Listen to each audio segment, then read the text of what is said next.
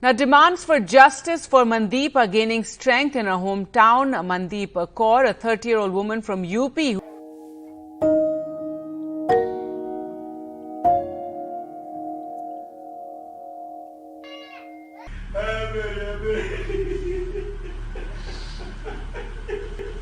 We want justice.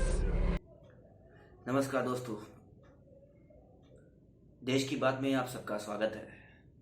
Uttar Pradesh के बिजनौर शहर से एक लड़की थी जिनका नाम था मनदीप कौर। उनकी शादी उनके पास के एक गांव में हुई थी, पंजाबी परिवार में। और 3 साल के बाद वो जो है अपने पति के साथ अमेरिका शिफ्ट हो गई, न्यूयॉर्क शहर में। और अभी कुछ दिन पहले, 2 दिन पहले पता चल रहा है कि उन्होंने सुसाइड वीडियो बनाकर इस धरती को छोड़कर वो हमेशा के लिए चली गई हैं। और अपने पापा से उन्होंने माफ़ी मांगते हुए लिखा है कि पापा मुझे माफ़ करना, अब मेरे अंदर उतनी ताकत नहीं रह गई और सहने की और मार खाने की और प्रताड़ित होने की। मैं अब जा रही हूँ। मैं मरन चली है डैडी, मैनू माफ कर दियो। मैं सारा कुछ सही करने की कोशिश की थी, पर मेरी सास ते सौरा कुछ भी ठीक नहीं होते। दोस्तों, बड़ा ही सेंसिटिव मामला है ये, और इसमें कुछ 3-4 बातें हैं जो मैं आपसे शेयर करना चाहता हूँ। और मुझे लगता है कि ये सही वक्त है, क्योंकि आज हमारे देश की एक बेटी जा चुकी है और मैं नहीं चाहता कि आगे से ऐसा फिर कभी हो, किसी और के साथ ऐसी घटना घटे। तो मैं ये चाह रहा हूँ कि घटना घटने से पहले हम सभी सावधान हो जाएं। दोस्तों, हमारे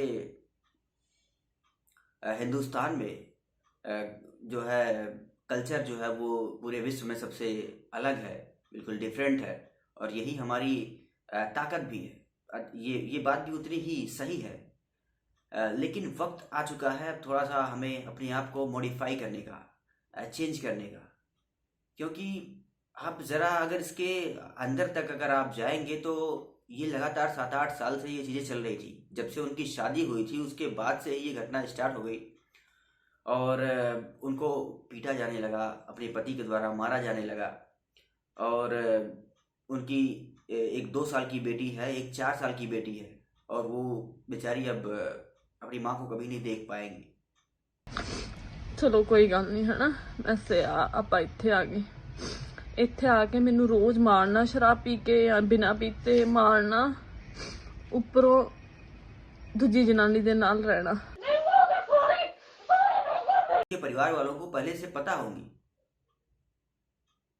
उनके पति जो है जब बच्चे का डिमांड करने लगे, एक बेटी हुई, 2 बेटी, अरे यार लड़का या लड़की ही तो होगी, दूसरा और क्या होगा? क्यों भेद करते हो भाई? इतने मॉडर्न जमाने में आप इस तरीके की ख्यालात, इस तरीके की सोच रखते हो, ये गलत है। मेरा पॉइंट ये है दोस्तों कि वक्त आ चुका है अपनी सोच को बदलने का। अगर उनके परिवार में ऐसी चीज़ें चल रही थी, ऐसी घटना घट रही थी, और वो अपने पापा से, अपनी बहन से अगर उन्होंने ये बात शेयर की, तो क्यों नहीं उन्हें पहले ही बुला लिया गया। मैं मानता हूँ कि वो यहाँ से दूर थी, देश के बाहर थी, अमेरिका में थी, तो कभी भी ऐसा वक्त आया होगा जो वहाँ वापस अपने घर पे आई होंगी बिजनौर। उनके पिताजी को चाहिए था, या उनकी बहन को चाहिए था कि वो, या उनकी माँ को चाहिए था कि अब उस आदमी के साथ, उस दरिंदे के पास वापस उन्हें जाने ही नहीं दिया जाना चाहिए था।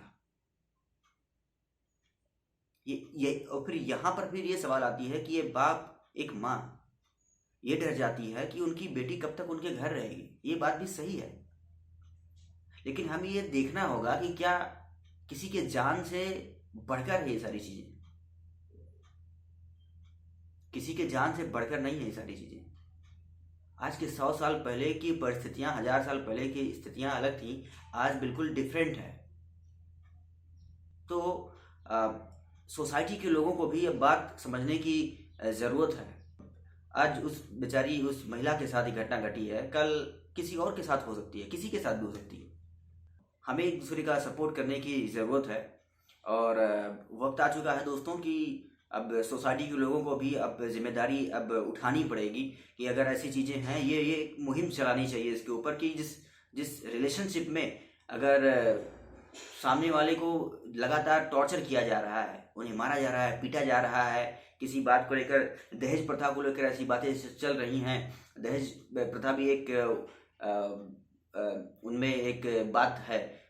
मनदीप कौर के साथ दहेज वाली बात भी हो रही थी और उनके साथ लगातार उनके पति उनको मार रहा था और 50 लाख की डिमांड कर रहा था दहेज के लिए। ये शादी के कुछ महीने बाद ही ऐसी घटना शुरू हो गई थी और वो बेचारी औरत 8 साल तक लगातार तड़पती रही, सहती रही। मायके वाले 50 लाख रुपए मुझे दें, लड़कियां हम इसलिए हम लड़कियां की अच्छी देखभाल कर पाएंगे जब तेरे माँ बाप हमें 50 लाख रुपया देंगे। उस हत्यारे के पास हम नहीं चाहते कि बेटियां रुके। जब इतना क्रिमिनल माइंडेड आदमी है वो, कि इतनी अत्याचार किया उसने, इतना कुछ किया, तो वो बेटियां कहाँ से संभालेगा। सकती है बस इसके लड़का नहीं होगा, ये है वो है। As justice for Mandeep continues to trend on Twitter, the long-drawn debate on marital stigmas. तो मैं यही कहना चाहूँगा अपने, खास करके अपने देशवासियों से, पेरेंट्स से मैं कहना चाहूँगा कि अब आप अपने बच्चों का सपोर्ट करिए। उन्हें जिस रिलेशनशिप में रहने पर, जिस बंधन में रहने पर अगर वो प्रताड़ित हो रही हैं, लगातार जो है मानसिक तौर पर, शारीरिक तौर पर उन्हें प्रताड़ित किया जा रहा है, उनके साथ गलत किया जा रहा है, तो ऐसे रिश्तों में रहने की बजाय वो रिश्ता तोड़ देना ही बेहतर है। इसमें कोई बुरी बात नहीं है, ये बिल्कुल सही वक्त है। ये अगर ऐसा पहले हुआ होता तो शायद मनदीप कौर आज भी हमारे बीच मौजूद होती बेचारी। भगवान उनकी आत्मा को शांति दे। मैं उनका वीडियो देखने लगा लेकिन मेरी हिम्मत नहीं हुई कि मैं उस सुसाइड वीडियो को देख पाऊँ। तो वक्त आ चुका है मेरे भाइयों कि अब हमें ऐसे रिश्ते में नहीं रहना है जिस रिश्ते में हमें केवल दुख मिले, तकलीफ मिले, जिल्लतें झेलनी पड़े। दूसरी बात यह है कि बेटा बेटी के में जो फर्क जो आदमी कर रहा है लगातार, उस आदमी के साथ तो एक मिनट भी रहना ही नहीं चाहिए। यार बेटा बेटी हमारे नसीब की बात है, होंगी कि नहीं होंगी, उसके लिए उस औरत की क्या गलती है। वो थोड़े चाह रही है कि यार बेटी हो या बेटा हो, भाई ईश्वर ने जो दिया है वही तो हमें मिलेगा, उसी में हमें संतोष करना चाहिए। तीसरी चीज ये है कि जिसे बेटे की जरूरत होती है, यार इस संसार में हजारों अनाथ आश्रम हैं, आप वहां से किसी एक बच्चे को गोद ले लो ना, उनका भी भला होगा, आपका भी भला होगा। क्यों आप बेटा बेटी में इतना इन्वॉल्व हो जाते हो उस चीज को लेकर। बेटियां आज हमारे देश का नाम रोशन कर रही हैं, ये क्या कम बात है, कंधे से कंधा मिलाकर चल रही हैं। तो ये 3 बातें थी जो मैं आपके साथ शेयर करना चाहता था और मैं चाहता हूं कि इस बात को आप अधिक से अधिक लोगों के साथ शेयर करें, जिससे लोगों में जागरूकता बढ़े और वो चिंतन करें, मनन करें और इस बात को समझें कि वक्त बदल चुका है और 100 साल पहले की बात अलग थी, आज की बात अलग है। तो हमें जो है अगर ऐसी नौबत आती है तो हमें रिश्ता तोड़कर हमें कोई दूसरा उपाय करना चाहिए। धन्यवाद।